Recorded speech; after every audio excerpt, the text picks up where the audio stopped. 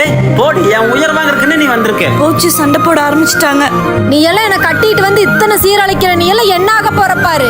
உன்னை 4 போட்டா தான் நீ சொன்ன பேச்சு கேட்ப. அம்மா. அடி, அடி வா. நீ விடுமா, இன்னைக்கு நானா அவரான்னு பாத்துக்கிறேன். நீங்க 2 பேரும் விடுங்க. திமிரு. ஏன் தான் அம்மா அப்பா இப்படி சண்டை போட்டுக்கிறாங்களோ? சரி விடுக்கா, அவங்க 2 பேரும் அப்படிதான் தெரியும்ல. விட்றா, அவன் என்கிட்ட செத்தா. நீ விடுமா, இன்னைக்கு நானா அவரான்னு பாத்துக்கிறேன். நான் காலேஜ் போனதுக்கு அப்புறமும் இப்படிதான் சண்டை போட்டுப்பாங்களோ? இவங்க சண்டையை பத்தி நினைச்சாலே மண்டையில படிப்பே ஏற மாட்டேங்குது. அக்கா, அப்பா அம்மா மறுபடியும் அடிச்சுக்கிறாங்க, வாக்கா. ஐயோ, ஒழுக்கமா இருந்தா இருக்க முடியாதா? வீட்டுல சண்டை போட்டே இருக்காதீங்கப்பா, முடியல என்னால. உங்க அம்மா ஒழுக்கமா இருந்தா இந்த வீட்டுல நான் ஏன் சண்டை போடுறேன்? அப்ப நீங்க கரெக்டா இருக்கீங்களா? நீங்க தினம் போடுற சண்டையில எங்களால படிக்கவே முடியல. அக்கா சொல்றதே கரெக்ட் தான். என்னால கிளாஸ் ரூம்ல உட்காந்து படிக்கவே முடியல. நீங்க 2 பேரும் போற சண்டை தான் என் மண்டைக்குள்ள ஓடிக்கிட்டே இருக்கு. உங்களுக்காக ஒத்துமையா இல்லாட்ட கூட பரவாயில்ல, எங்களுக்காக வச்சு வீட்டுக்குள்ள சண்டை போடாம இருங்க ப்ளீஸ்.